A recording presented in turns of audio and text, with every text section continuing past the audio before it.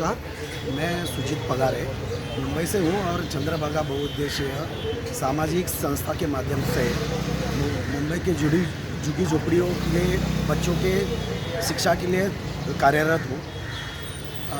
भारत के किसान मोर्चा का जो स्थिति आज की है,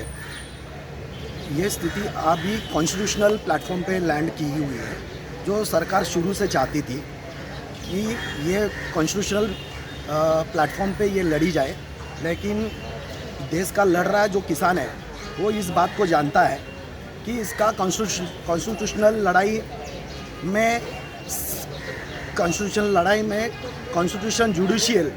पिछला अनुभव 2014 के बाद का जो अनुभव देश ने देखा है, जुडिशियल सुप्रीम कोर्ट के जैसे जस्टिस लोहिया की केसेस हुई है,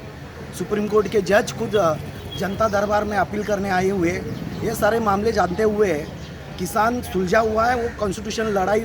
के लड़ना नहीं चाहता क्योंकि वहाँ पे उसको न्याय मिलेगा नहीं। आपको ये इस माध्यम से मैं क्लियर करना चाहता हूँ, इंडियन कॉन्स्टिट्यूशन आर्टिकल जो सुप्रीम कोर्ट को पावर देती है, आर्टिकल 32, 136, 141 और 142, इसके तहत 142 के तहत एक्चुअल में अगर कोई ऐसे इस तरह से जनता के अहित वाले कानून है और जनता में उसका रोष है, तो सुप्रीम कोर्ट चाहे तो ये कानून सीधी तरह से खारिज कर सकती है। लेकिन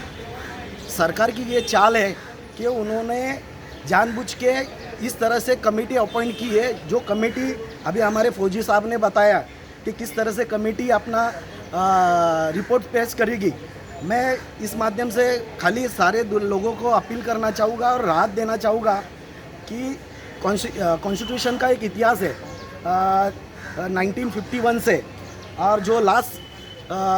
कुछ कॉन्स्टिट्यूशन ने अपना अस्तित्व डिक्लेयर किया है 24 अप्रैल 1973, जो केशवानंद भारती का जो फैसला है, जिसमें सारे चैलेंजेस देश के कॉन्स्टिट्यूशन ने झेले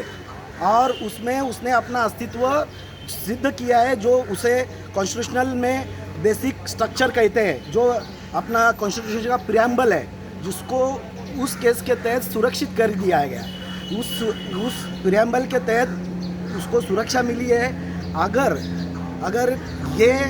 सरकार इस चीज़ को मानती नहीं है तो कॉन्स्टिट्यूशनल देश की अखंडता और एकता के लिए और लोगों की भलाई के लिए ये कानून अंतिम में लोगों की लोकतंत्र के तहत लोगों के दरबार में लोगों के हित में ही होगा। ऐसा अपना लोकतंत्र है, उसी का नाम लोकतंत्र है। अगर इस तहत अगर लोगों के हित में ये फैसला नहीं होता तो इसका मतलब अपना लोकतंत्र का ढांचा का सवाल पैदा होगा और इसकी लड़ाई आज़ादी कमाने से ज़्यादा आज़ादी बचाने के रुद्र रूप धारण कर देगी। इसके लिए ये आंदोलन किसान का ही आंदोलन नहीं है, ये वास्तव में आम जनता का आज़ादी बचाओ का आंदोलन है। इसके लिए मैं सारे लोगों को, इस आम जनता को, खास करके मुंबई और दिल्ली के लोगों को, आम जनता को अपील करूँगा कि ये अपना आज़ादी बचाओ का आंदोलन है, जिससे आने वाले दिनों में महंगाई के माध्यम से 140 करोड़ लोगों की जनता की रोटी की भूख को महंगाई के माध्यम से निजी आस्थापनों के यहाँ केंद्रित करने से अपनी आज़ादी धोखे में आ जाएगी और ईस्ट इंडिया जैसा रौद्र रूप ये धारण करेगी, जिससे हमारे आने वाले पीढ़ियों को गुलामी की खून की लड़ाई लड़नी पड़ेगी। इसलिए वक्त होते ही ये आज़ादी बचाओ का आंदोलन में भारतीयों के सारे लोगों ने, भारतवासियों ने शामिल होना चाहिए। ऐसे आप सबको, भारतवासियों को मैं अपील करता हूँ। जय हिंद।